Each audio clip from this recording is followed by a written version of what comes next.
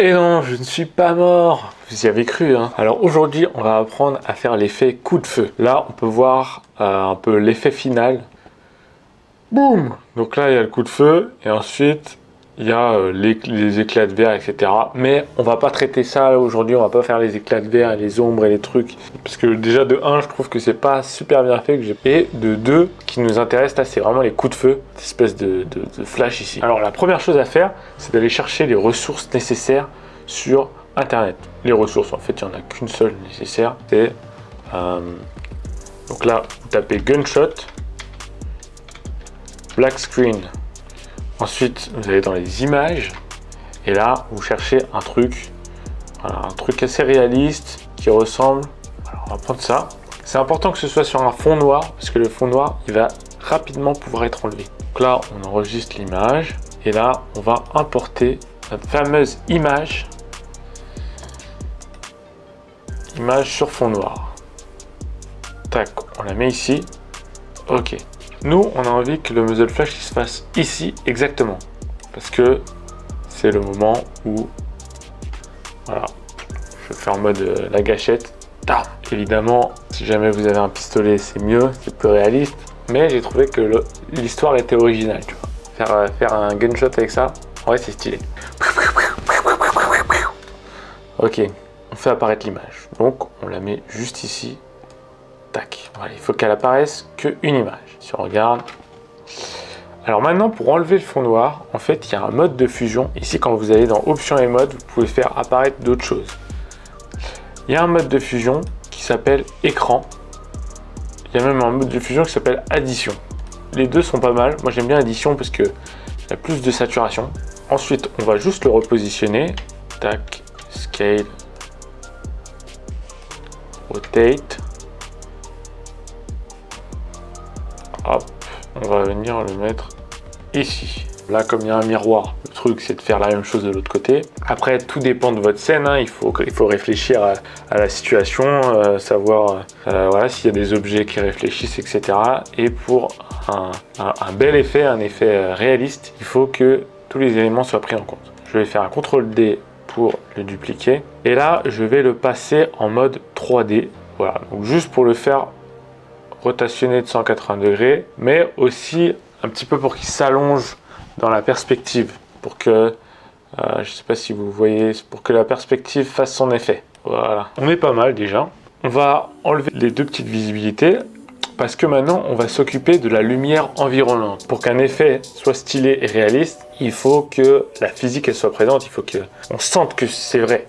Et là, c'est un gunshot, du coup, c'est censé émettre de la lumière. Il faut que notre scène, elle ait de la lumière. Alors, on pourrait faire des masques sur After Effects et puis dire ici, on veut que ce soit plus clair, etc. Ce que j'aime pas trop avec les masques, c'est qu'il faut les tracer. Il n'y a pas l'outil vraiment pinceau pour peindre qu'un seul endroit. Ça, j'aime pas trop. Je peux quand même vous montrer, parce que s'il y en a qui veulent faire que After Effects, au moins qu'ils sachent. Donc, en gros, vous faites des zones comme ça. Et ici, vous allez chercher une courbe. Là, vous augmentez. Et ensuite, bien sûr, après, le but, c'est faire à ce que le contour soit progressif. Voilà, pour avoir un peu des lumières naturelles. Donc, nous, on va pas faire ça. Nous, on va faire composition, enregistrer l'image sous, fichier, tac, coup de feu. Je vais l'appeler coup de feu tuto, enregistrer, rendu. Et on va faire ça dans Photoshop. Alors dans Photoshop, on va ouvrir. Et maintenant, on va pouvoir faire un peu plus précisément, voilà, avec les outils de Photoshop. Étant donné que c'est qu'une seule image, c'est pas grave d'utiliser Photoshop, quoi. C'est pour une seule image. Donc autant avoir un bon résultat. En tout cas, c'est un effet sympa à faire très facilement. Donc là, vous faites une petite courbe vers le haut. Là, on envoie du pâté quand même. CTRL I pour prendre le masque ici invisible, B pour prendre l'outil Alt, clic droit pour resizer, tac. Donc là on a notre partie la plus éclairée étant donné qu'elle est juste à côté du gunshot. On va mettre une partie ici pas mal éclairée aussi, tac. Et ensuite la partie derrière, Sauf que il faut pas que ce soit éclairé, il faut pas que tout le bras soit éclairé en fait. Il faut que ce soit juste la partie derrière qui soit éclairée, juste le mur derrière. Tout ce qui est le bras là, il va arriver dans l'ombre du poignet, donc il va pas forcément être éclairé par le gunshot directement. Je vais prendre l'outil de sélection.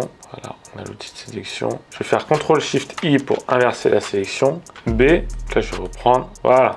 Donc là on a éclairé les deux parties. Et donc là si je fais un petit avant-après, on peut voir un peu que c'est pas mal. Ensuite on exporte l'image. Fichier, exportation, exporter sous JPEG. Tac tac tac. Ok, exporter. Plutôt de... On va aller l'importer. Fichier, importer, fichier de... Tac, tac. Alors là, important, pourquoi est-ce que c'est pas la même taille? C'est parce que quand je l'avais exporté, j'ai pas mis intégral. Mais bon, vous ne ferez pas la même erreur que moi. Donc là, scale 200. Ok. Donc là, ça, on le met en dessous.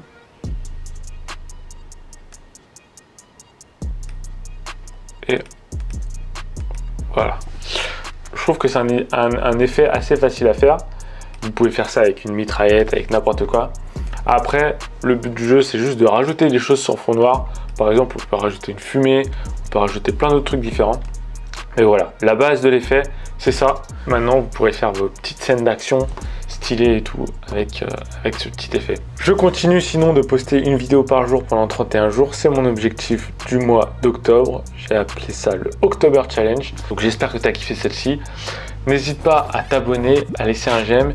Et si jamais tu as des petites questions, n'hésite pas aussi à les mettre en commentaire. Et n'hésite pas aussi à mettre des idées de vidéos. Parce que c'est vrai que les jours passent vite et les vidéos passent vite aussi. Et donc du coup, il faut sans arrêt avoir des nouvelles idées de vidéos. Donc si jamais tu as des idées, n'hésite pas à me les mettre en commentaire. Sur ma chaîne, j'inspire et aide les futurs réalisateurs. Fais ton film!